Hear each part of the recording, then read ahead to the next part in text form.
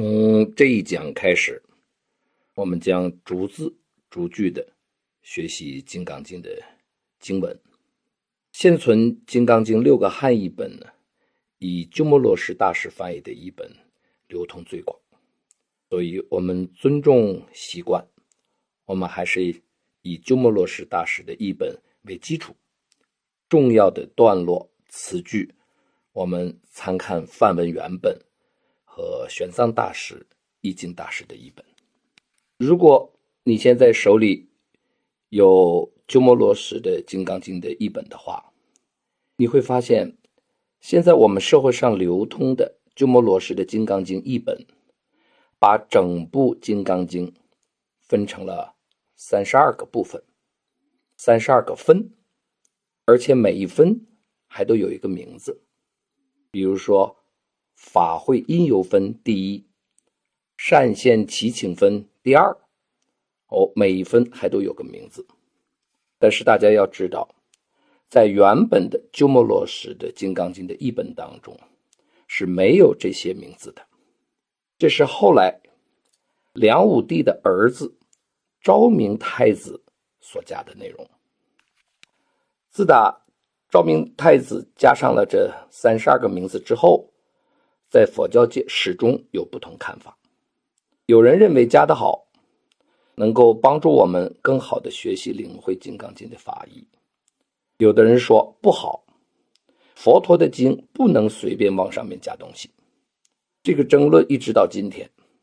那么我对照了一下梵文原本，我发现把《金刚经》分成32个部分，这件事儿不是昭明太子做的。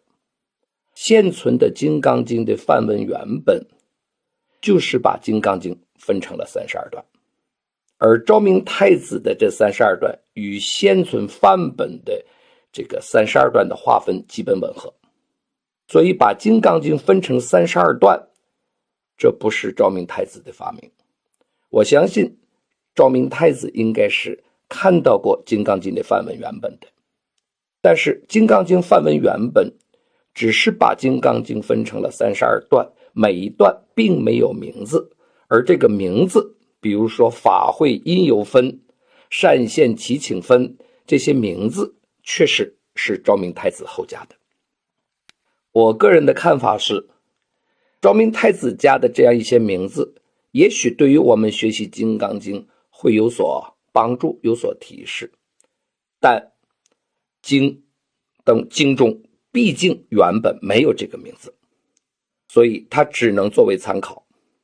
特别是我们如果佛教徒在家里诵持《金刚经》的时候，那么这些名字是不应该诵持的，它确实不属于经的内容。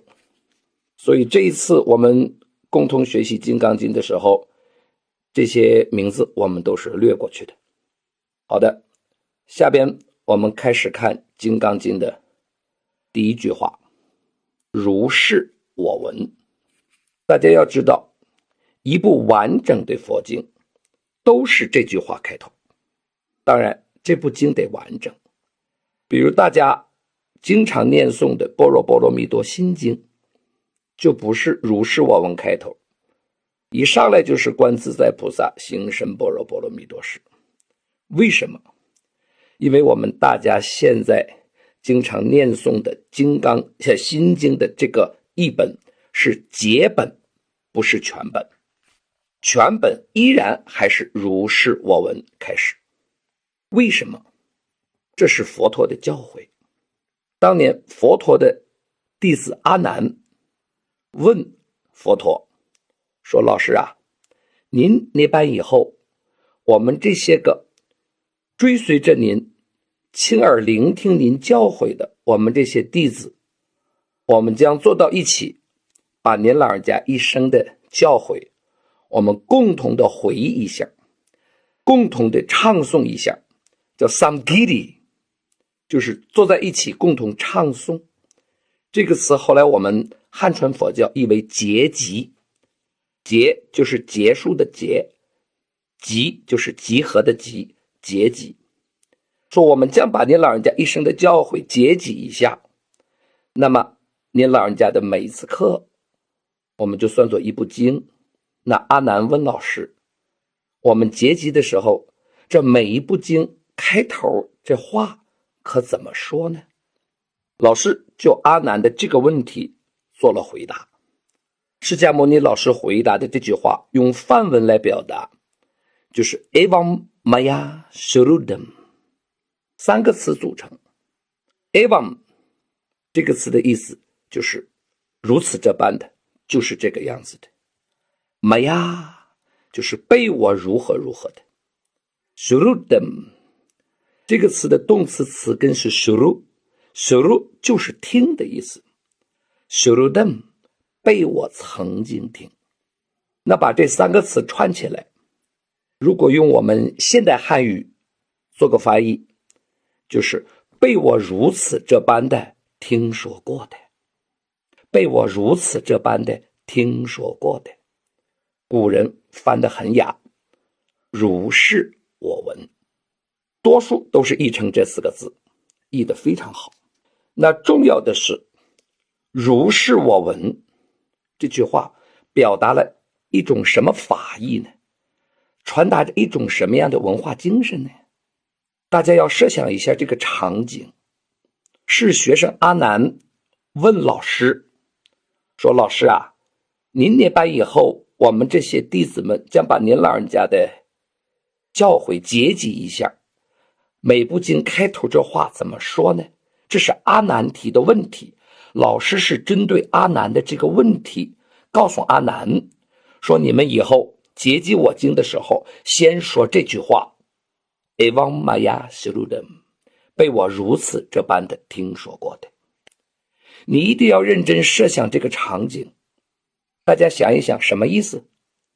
其实这就是释迦牟尼老师为阿难这些弟子们在日后结集他教诲的时候制定了一个结集的基本原则，也就是你们日后结集我经典的时候，要遵照着被我如此这般的听说过的这样一个原则去结集。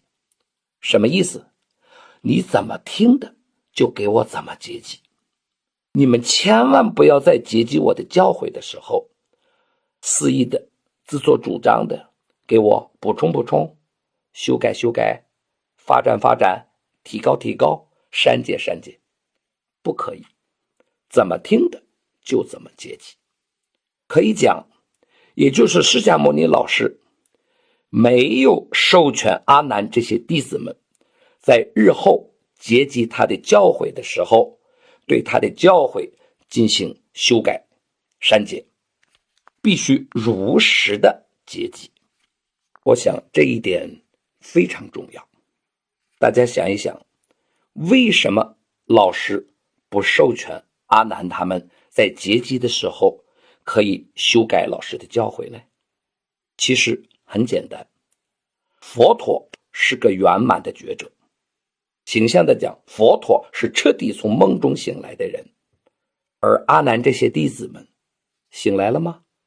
还没有。因此没有从梦中醒来的人对一个彻底的从梦中醒来的人的教诲，你就没有能力去发展补充提高修改删减，因此老师不授权。那么大家想一想，老师对阿难这些亲近的弟子都不授权，那我们这些后世的末法时期的学习佛法的众生，其实更应该遵照老师的教诲，去如实理解佛陀的教诲。我们没有资格，没有能力对老师的教诲去发展补充提高，甚至我们可以说，佛陀的教诲作为这样一个圆满的智者的教诲，他老人家的教诲自他诞生那天起就是圆满自足的，没有给我们后人留下丝毫的去发展它、补充它、修改它的必要性和可能性。我想这就是如是我闻的这句话的第一个最重要的法义。第二一点，那我们这些后世的佛教徒、佛弟子学习佛法的人，当打开每一部佛教的经典的时候，当看到如是我闻的时候，我们就会联想到，这是阿难这些弟子们当年如实的记载的老师的教诲。那下边这些教诲都是出于佛陀他老人家的亲口所说，因此如果你是一个佛教徒，那么你对下面的教诲要如实的信受。这就是我对如是我闻这句话的理解。继续往下看，一时就是有那么一个时候，佛在舍卫国。佛，这是鸠摩罗什的《金刚经》译本当中出现的对释迦牟尼的第一个称呼，称他为佛。佛这个词我们前面讨论过了，它对应的梵文就是 Buddha， 觉者。在舍卫国，舍卫其实不是国，是城 Shravasti。 那么为什么鸠摩罗什在这里把它译成国呢？大家知道印度这个国家在过去的这个2000多年的历史上跟我们中国有点不一样。我们中国的历史上大一统的帝国时期比较长，分裂成小国的时间比较短，而印度相反，他们更多的时间是小国林立，少数的时间是大一统帝国。那么在释迦牟尼的时代，就是一个小国林立的时代。这些国家当中，在那个时候有16个大国，其中有一个国家叫做哥萨拉，我们古译成居萨罗国。而这个国后来分裂成2个国，叫做北居萨罗国和南居萨罗国。而舍卫城是位于这个北居萨罗国。舍卫城是一个当时北居萨罗国的非常重要的城市，它经济繁荣，文化昌明，这也是佛陀经常讲法的一个地方。